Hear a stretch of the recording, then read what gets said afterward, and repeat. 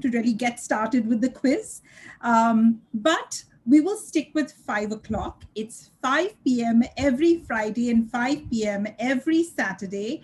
Welcome to India Fact Quiz. This is the game of facts. It's powered by India Spend, which is a data journalism newsroom, and brought to you by Bill and Melinda Gates Foundation. And what do? We present to you a bunch of fun questions which are all centered on data and evidence. Okay, a whole bunch of goodies today. I'm going to take my first 10 minutes of introduction just to get focused on all that we have in store for you. But very quickly, you should know that to join the game of facts, you will need to log into www.kahoot.it. Do not download any app. You can use the web browser. It works very well. You will see a game pin in the chat box. Please feel free to ask Muskan, Meenal, Shrish for the game pin. You'll get it. Once you put the game pin, put in a name, and you are pretty much set to play the game of facts. Now, you will see the questions appear on the screen, and you will also, on the device where you have logged in, you will see the question appear there. And then you just simply answer. When it comes to the puzzle questions, a little bit of toggling and stacking of the answers, and don't forget to press submit button. I'm here, I'm gonna help you and remind you right through the process. Okay, and why do we do what we do? Essentially, in a world that is so overtaken by opinion, rhetoric, preferences, you know, the great polarization that we're seeing, sometimes we make very bad decisions because our decisions are based on our own perceptions and our own biases. And who's to blame for that? Well, it is our conditioning, it is our own thinking, and we can do some self-correction, and we'll help you through that. But it's a different high when you make decisions based on data and facts. Neha, I'm going to start after I make 3 special announcements. Now, just so you know, on the 23rd of July, please block your calendars, mark it right now at 6 p.m. You're going to get the dial-in and the login details, I'm sorry. It's called the Truth Seekers Fest. This is done by Boom. Boom is a fact-checking site, and they've been focusing on fact-checking. In fact, they are one of the very few organizations in the country that are certified by the International Fact Checkers Network.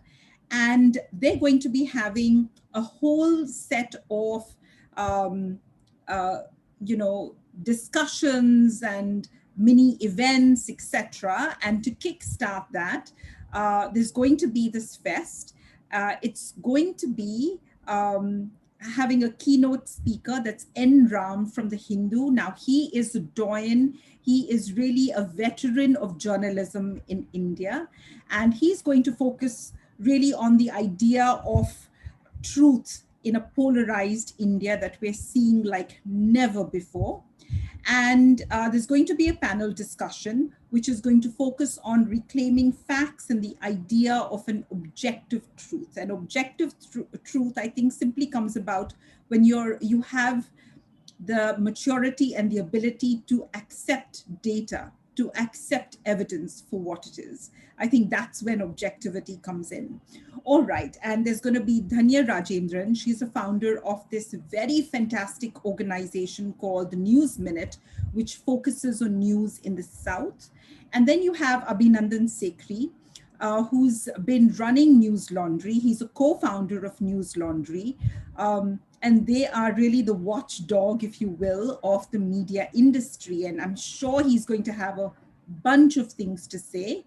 And then there's going to be Kanchan Kaur, who's from the Indian Institute of Journalism and New Media. So any of you out there who are looking at journalism as a career, this may be also a good place to be. And Tejas Harad, who's the editor of the Economic and Political Weekly. And he also has something very interesting like the Satya Shodhak. So the truth seeker. Well, with that, uh, don't forget, block your calendars, please, please, please. 23rd July. It's going to come right after Meenal's game of facts. You'll have a little bit of gap to probably catch a cup of chai, and then you get into the truth seekers. This is a special initiative, especially for you IFQ quizzers, simply because you're part of the community. It's going to be largely member driven, and we'd like you to sort of get involved in that. Now, on the 24th, again, please mark your calendars. It's going to be a very special session.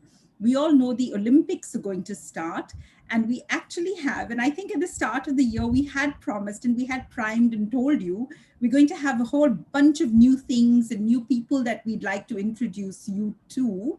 I don't know whether you really took us very seriously, but on the 24th, we're going to have one of the very few Indian Olympiads that we've actually sent to the games. In fact, in 2000, Imtiaz Anis represented India in equestrian sports, and he's putting out, or his new book is just launched, which is called Riding Free. So that's the book on the IFQ bookshelf for next week. And Shrish doesn't have much work to do for next week in terms of selecting the book. Imtiaz is going to be hosting India Fact Quiz's Game of Facts next Saturday. So that's going to be interesting. Yeah, I mean, what is an Olympiad going to ask questions on? Well, a bit about Olympics and more. All right. So his book, Riding Free, and the author himself, Imtiaz Anis, will be here. So that's going to be another interesting one. All right. The book we have for you this week, a very, very special, a very, very comforting book. It's called Rainbow in the Clouds by Maya Angelou. Now, she is a celebrated writer, novelist, poet. I would sort of consider her like the Sarojini Naidu of the United States. What she meant to India, Maya Angelou pretty much represents that in the US. And her books are just absolutely breathtaking. A lot of pain, a lot of heartache, but still a lot of hope, and that whole spirit of keep plodding on.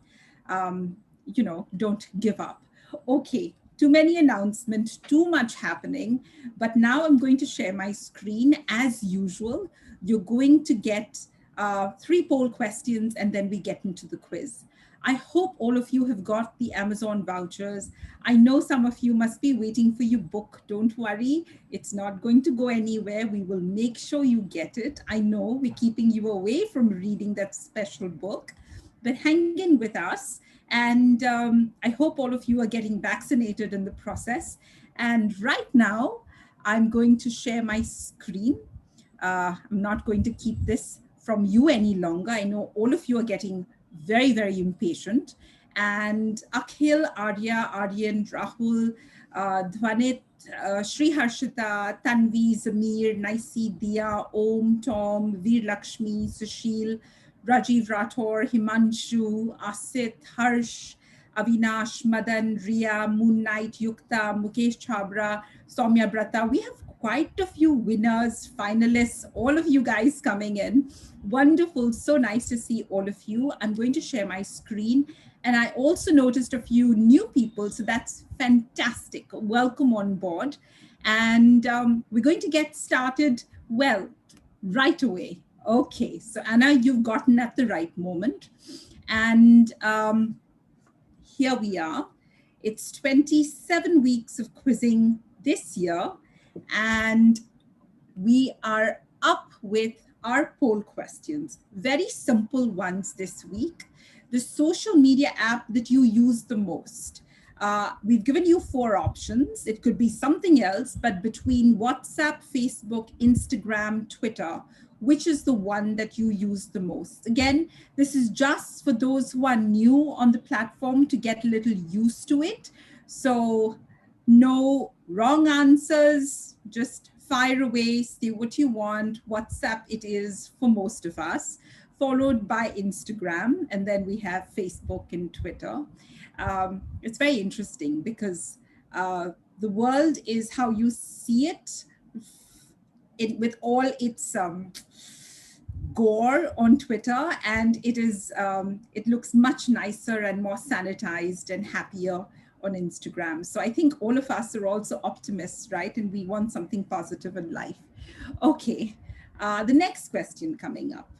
Again, no wrong answers. The social media app that you consider toxic. Now, you may have found it toxic, you think it is toxic. Is it Twitter, Facebook, WhatsApp, all of these and more?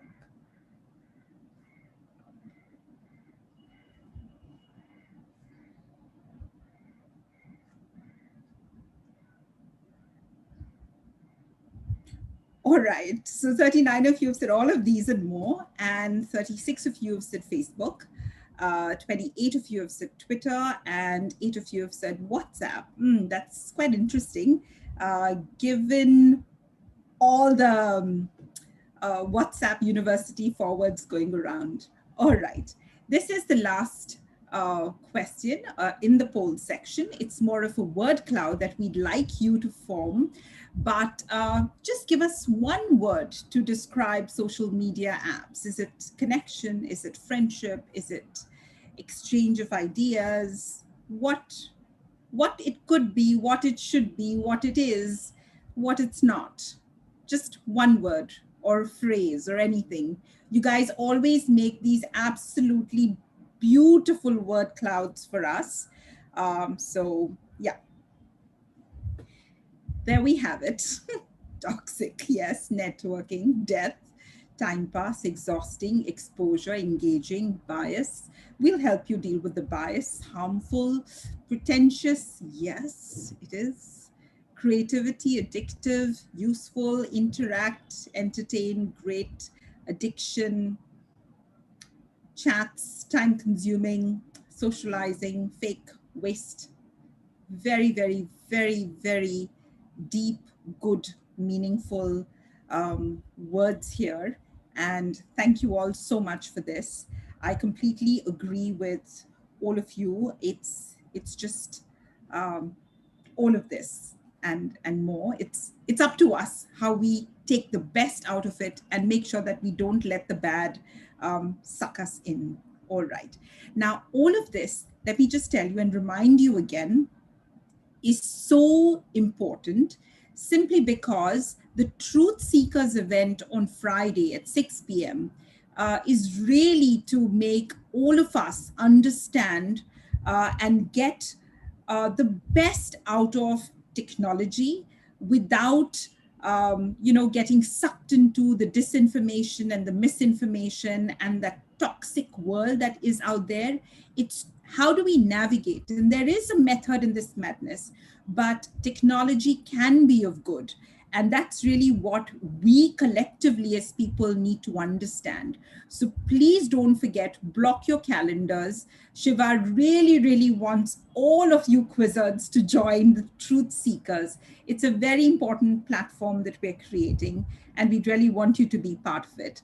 All right, so I'm coming to the end of the poll, and now we're going to get into the questions. It's 10 questions that we have picked, absolutely fun ones, nothing to do with general knowledge. I'm telling you, if with every quiz, you haven't walked away with maybe one or two things that haven't gobsmacked you or that haven't sort of given you this feeling that, oh my gosh, I never knew this, but now I do, then we're doing something wrong and you should be holding us up to that. So with that, I'm now going to get into this week's Game of Facts. All the best to every one of you. Just test that bias and have a good time. The first question, which is a true or false. Kho-kho is recognized as a sport by the government of India. We know that yoga is. This week, we're asking you if Kho-kho is recognized as a sport by the government of India. Is the statement true or is it false?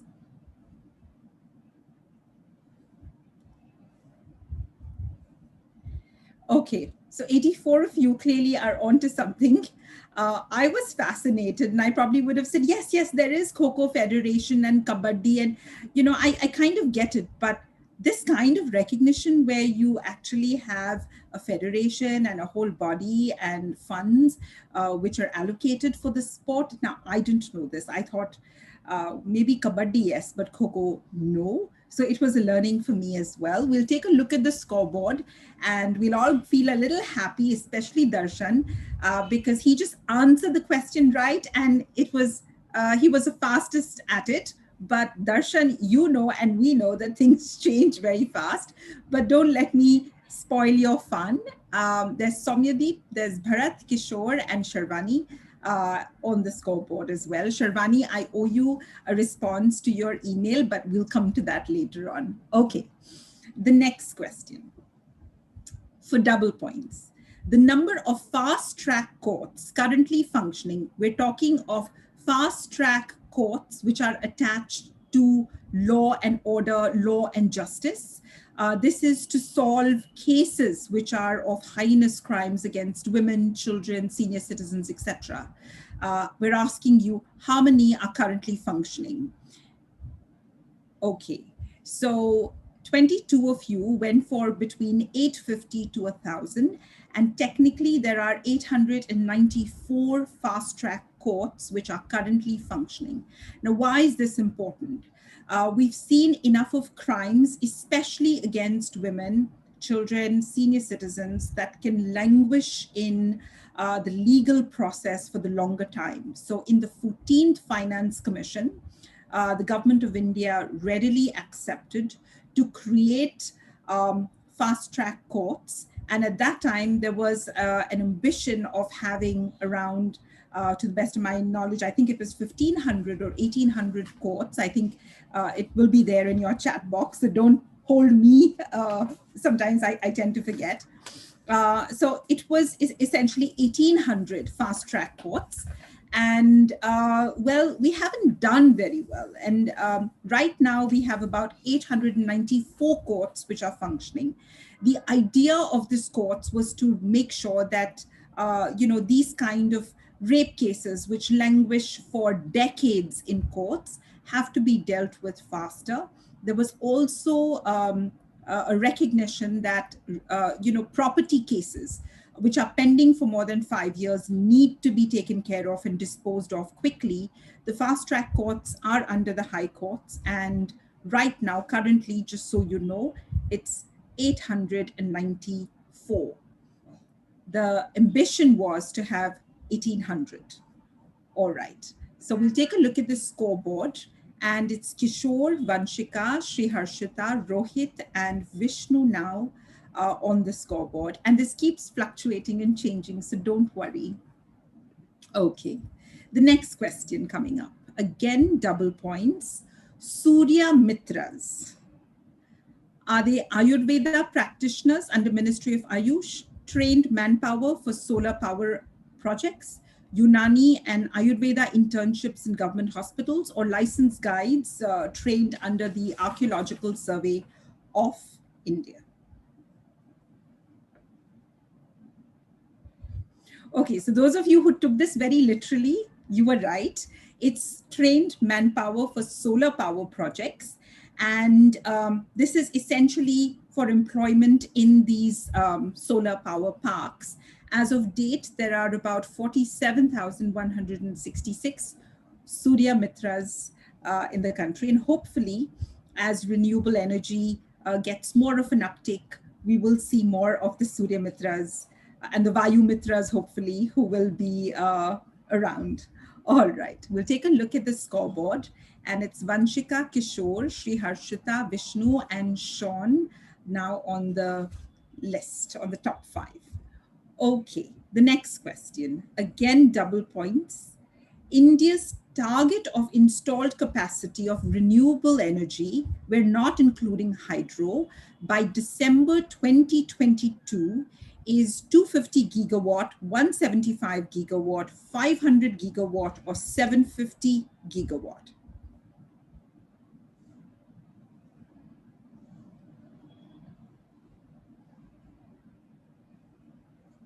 So 22 of you didn't go for a very high number. In fact, you went for the least. And you were right. Unfortunately, I wish it was 750 gigawatt.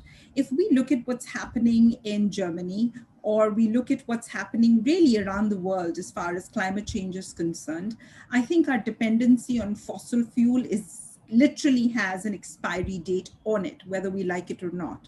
And I think what's going to be really important for us is to adopt more renewable energy, to adopt more environmentally friendly energy. And it's time for us to genuinely start repairing the planet. So it is 175 gigawatt, which is our target. When what? Not even 1.5 years away from that target. So look out, keep a track of this number, and let's see whether the government is able to deliver on this. What do we as citizens do? Well, we simply have to track and we have to keep our government accountable. That's all we have to do. And if we just do that, I think we'll be in a good place. That's enough. Okay. It's Vanshika, Madan, Kishore, Prem, and Sri Harshita in this round. Like I always say, you know, the game of facts, they're not really the easiest, but it's quite interesting sometimes just how things work out for you. So, and the more you do it, you figure out that there is some kind of a method to this madness. Okay. The next question: the current installed capacity of renewable energy, excluding hydro, is 245 gigawatt, 53 gigawatt, 124 gigawatt, or 93 gigawatts. We know what we want by the end of 2022. We're asking you, what is it right now as we speak?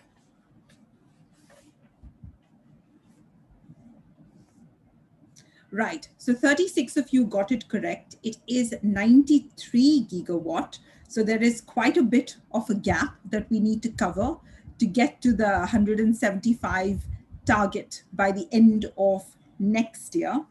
Yeah, 50.15 gigawatt are currently under various stages of implementation. So which means there is still some part to go. The rest of it is under bidding stage. So that's really the state of renewable energy in this country currently at this point.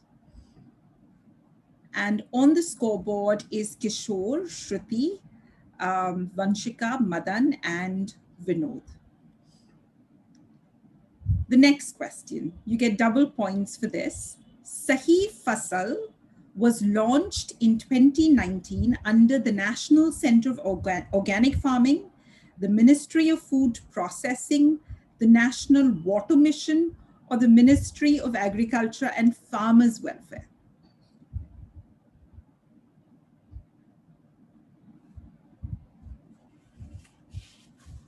Okay, so 33 of you got that right.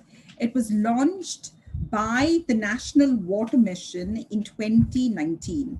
And it's interesting because this initiative is to nudge farmers to move away from water intensive crop rearing or crop farming, and especially in parts which are water stressed, and grow crops that don't consume that much water and in general are sustainable and environmentally friendly. So you have to balance agriculture, you have to balance climate, and you have to balance water accessibility. And that is what Sahi Fasal is all about. One would logically think it is under the Ministry of Agriculture and Farmers Welfare, but in fact, it is part of the National Water Mission. Okay, don't give up if the questions get a little tough, because the double points will help you get back in. So it's Kishore, Vanshika, Vinod, Arvind Kejriwal, and Sri Harshita, who are in the top 5 right now. Okay. So if we have someone from the Delhi government listening to us, it's quite fantastic. Anyway, PM KUSUM. We know our current Pradhan Mantri loves these acronyms, is associated with floriculture research, skill development for tribals and indigenous populations, immunization for pregnant tribal women, or solar water pumps. What is your guess? Okay, so it is Pradhan Mantri Kisan Urja Suraksha Evam Uttan Mahabhiyan, which is related to solar pumps. If nothing, I think all of us collectively are going to really get trained in speaking better Hindi as we go along. Okay, I probably would have guessed that this has to do with many other things than solar water pumps. Just so you know, around 24,688 standalone water pumps have been installed across the country. And clearly, this is part of the whole renewable energy move that we're going towards. It's all to do with sustained development goals. Let's see what this question has done for people. It's helped Kishore, Arvind, Prem, Vanshika, and Vinod to get onto the scoreboard. We still have more questions, and you know what the puzzle questions are like, so hang in there. Double points with this question. The state with the highest installed capacity of biomass energy or biopower is Uttar Pradesh, Tamil Nadu, Gujarat, or Maharashtra. We've kind of gotten this theme of renewable energy, and we're asking you which state really is leading it in biomass. Okay, 37 of you have got it absolutely correct. It is indeed Maharashtra. It's very interesting because when you talk about wind power, clearly Tamil Nadu is in the lead. When you talk about solar, Karnataka, Rajasthan have really got sort of the edge there. When it comes to biomass, it is Maharashtra, and especially the states that grow sugarcane or grow a lot of crops are in a much better position of generating biopower. So with that question, before we get into our puzzle rounds, it's Kishore who's like sitting there right on top, very secure, followed by Vanshika, Diya, Vishnu, and Pratham. Okay, Vishnu has been trying really hard because I'm being told he's making a comeback with 3 in a row. Now we get into the puzzle questions. Remember, very simple. You're going to get, the options in a stack form. You need to just rearrange it. After you've rearranged it from highest to low, don't forget to click the submit or just press the submit button. All right? Okay. The first puzzle questions, and you're going to get double points for this. Rank the countries based on the export of non-basmati rice. So we're asking you to tell us which countries get the highest amount of India's non-basmati rice. Your options are the United Arab Emirates, Togo, USA, or Nepal, and Nepal. You need to rank them from highest to low. Please don't forget that. Who gets the highest amount of non-basmati rice? These are your options. Stack them in order and then click on the submit button.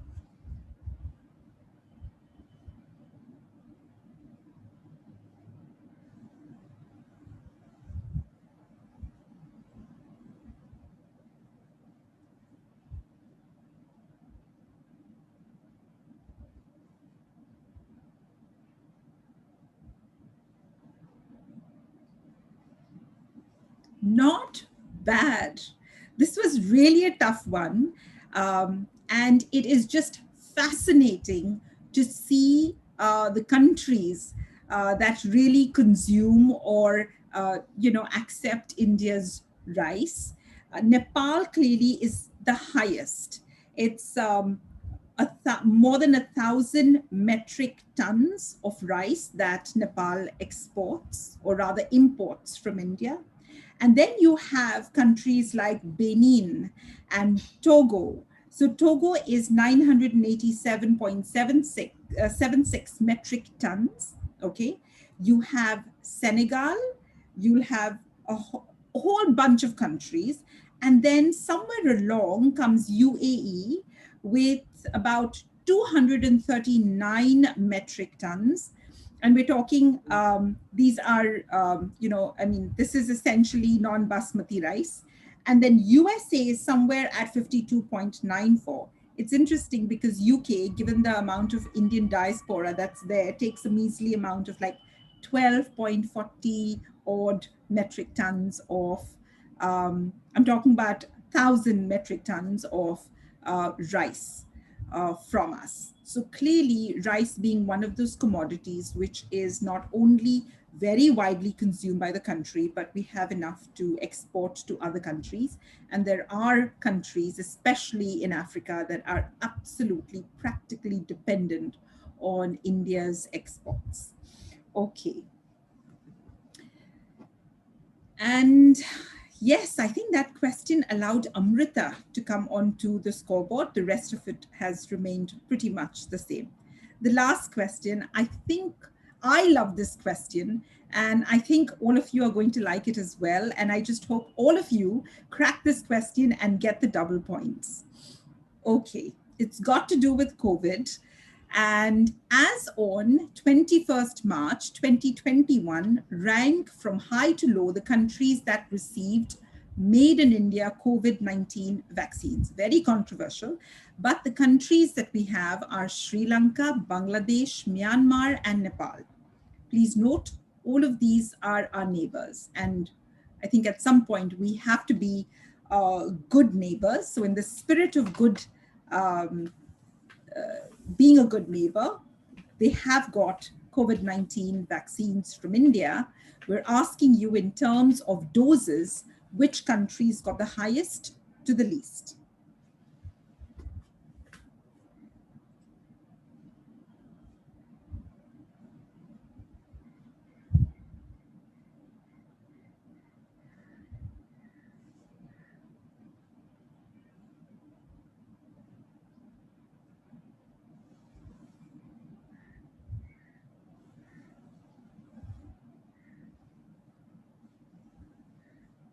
Okay, not bad. I think quite a few of you did get this one right too.